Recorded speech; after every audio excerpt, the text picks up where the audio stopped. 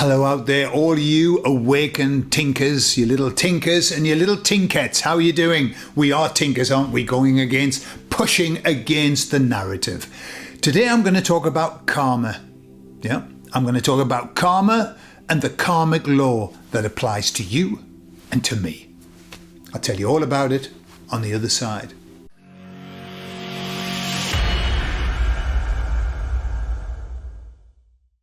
So we were talking about happiness the other day, and I was sharing the way that the emissaries see the road to happiness.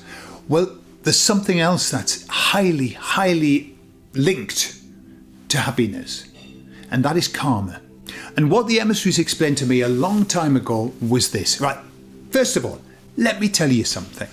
I've had conversations with people, and I've often thought, these people who do bad stuff, well, nothing ever happens to them, and none more so than those of today. Like all the politicians, all of the corruption that went on during the pandemic, and is still coming out. All the corruption that happens in governments here in Spain, totally fucking corrupt, the whole shebang. In America, all these people, Obama, who actually invented the Russian collusion thing, and nobody is having a problem with it. Nobody's going to court. I mean, there are some plebs, the nobodies. So, he's gone to prison. Well, look, you see, somebody's going to prison. No, but the main characters, nobody is paying for what they've done. And that can be quite frustrating. And I've had people saying, well, everybody just gets away with it. Scot-free. They've got their pockets lined. How can that be fair? How can that be fair? If there's a God, why would he let that happen? And so I remember putting that to the emissaries, and what they said was this.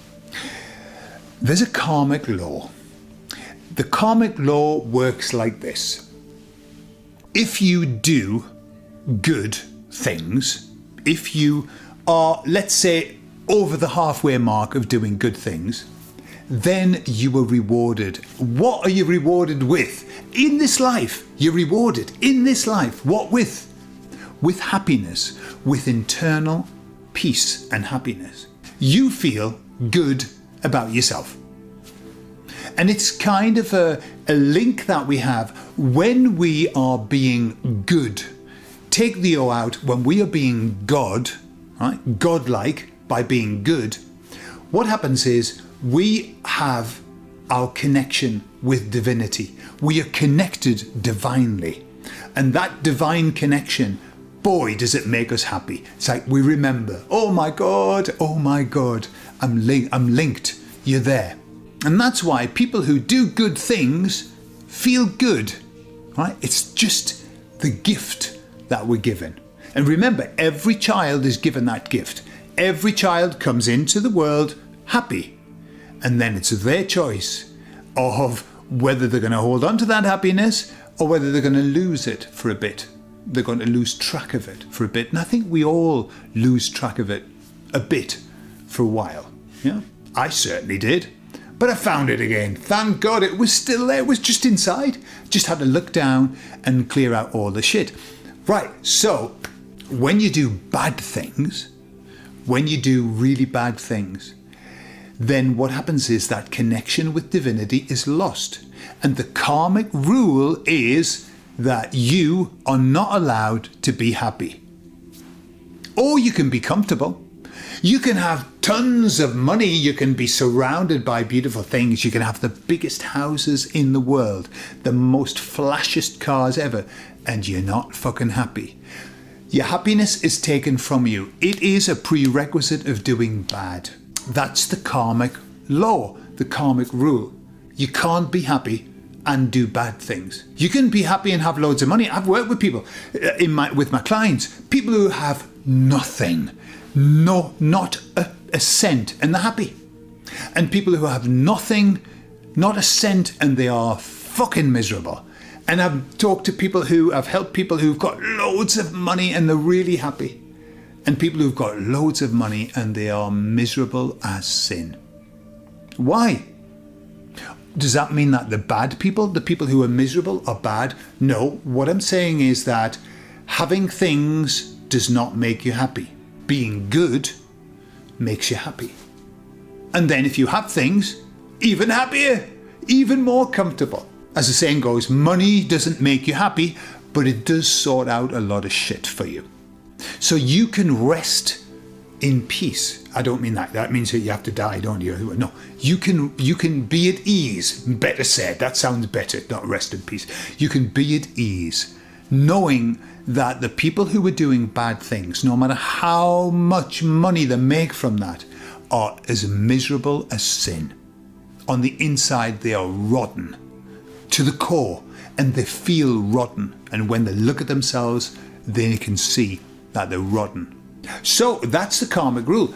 But then I hear you say, well, what about me? I do good things and I don't feel happy. Well, there's this other rule. That's the karmic rule, okay? Then there's this other little rule that goes on, and it's called the rule of perceived badness. Perceived badness. So what happens is this. We go through our lives, and especially at the front end, that's where we make all our mistakes, we do all of this bad stuff, or what we perceive as bad. And then we don't like ourselves. And then we look at our life and we think, I think I'm a bad person. Because I did that, I'm a bad person. What happens is this. When we perceive ourselves to be bad, and I know this because I perceived myself to be bad, I thought I was a bad person for a long while. What happens is this, our unconscious mind punishes us when it perceives us to be bad, or when we've programmed it to perceive ourselves to be bad. How do we program it? By telling ourselves, I'm a bad person, you're a terrible person, oh, you're so awful, you are wicked, you are horrible.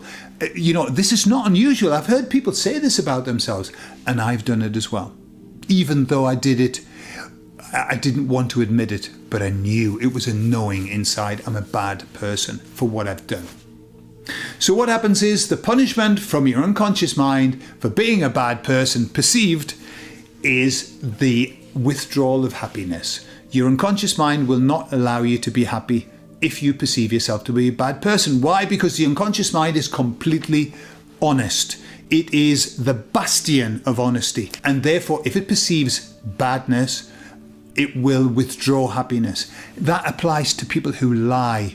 The unconscious mind hates lying. It loves truth. And so when you lie a lot, it will withdraw happiness because it doesn't like it. And that's why when people lie, they give off lots and lots of signals that they're lying. The unconscious mind won't allow them to lie without giving some signals because it's honest. It's very honest. And so when we perceive ourselves to be bad, the unconscious mind will withdraw our happiness and will be as miserable as sin. What's the answer? Well, the answer is to understand that you're not bad. There's a difference between being a bad person and doing bad things. And the best way of understanding that is with these little expressions that I use a lot in therapy. And they go like this. Good people do good things, and sometimes they don't. Bad people do bad things, and sometimes they don't. Okay? So just because you're a good person doesn't mean that you are going to do good things all the time. God, we're not perfect. We came down here, we rescinded our perfection. We took on imperfection to come here. That was part of the deal. So we're not going to be godlike here. We can aspire to be godlike, but we're not going to realize that in our day-to-day life. So the first thing to understand is that doing bad things does not make you a bad person. The second thing to understand is that the bad things are only bad if we haven't learned from them. If we understand that we did bad, we did wrong, that's it. That's no longer a bad thing. The act might be, maybe we hurt some people, but for us inside, understanding that it was a bad thing, that's the first step. The second step is this. Putting it right. if there is a possibility of putting it right, undoing the hurt, or at least apologizing for the hurt that you created, do it. Do it. I recall going through my Facebook, searching for people on Facebook so that I could send them a message and say, I'm sorry. Okay. I did that, and I did it during I think throughout a year or whatever. And it still happens every now and again. I'll see somebody and I apologize for my behavior because I was a bit of a dickhead when I was in my 20s. Bit of a dickhead. And I apologize for it. And that set me free so much. I was so liberated. The people that I couldn't apologize to, that I couldn't find, I went into hypnosis, really, meditation. I sat them down in front of me and I apologized to them. That's the other way that you can do it. If you can do it in real life, even better. Extra brownie points. If you can't, those people can't be found, do it anyway. Talk to them. Sit them in a chair and tell them how sorry you are. Ask them for their forgiveness. That's it. So that's step number 2. To resolve the past and to set yourself free and to make yourself happy. The third thing to do is this. Once you've asked people for forgiveness and that once you've said you're sorry, forgive yourself. And that's the most important step out of it all. You can't do that step without doing the other ones. You've got to sort the shit out. But once the shit is sorted out, then you need to forgive yourself. Sometimes that's the hardest thing because people say, I couldn't forgive myself for what I did. I can't forgive myself. You can, and you must. You must forgive yourself. It's part of the journey going within. Forgive yourself the same. If you want to do it, if you want to go through that process, sit yourself down in a chair, the person that you were, the one who did those silly things. Rip a strip off yourself, get it all out, tell yourself how stupid you were and what an idiot and I'm so embarrassed about you and blah, blah, blah. And then forgive yourself. Let it go. It's in the past, it's done. And I promise you, if you go through those steps, I promise you that maybe not immediately, but in a very short space of time, you will start to spend more time in happiness than in sadness and beating yourself up. Forgive yourself. Are you sorry about the things that you've done? I am. I'm sorry, and I used to be terribly embarrassed. I'm not embarrassed now because that wasn't me. That's not who I am now. But you have to let it go. Forgive yourself. And the trick is going forward. When you do something stupid, because we all do it, don't we? Forgive yourself straight away.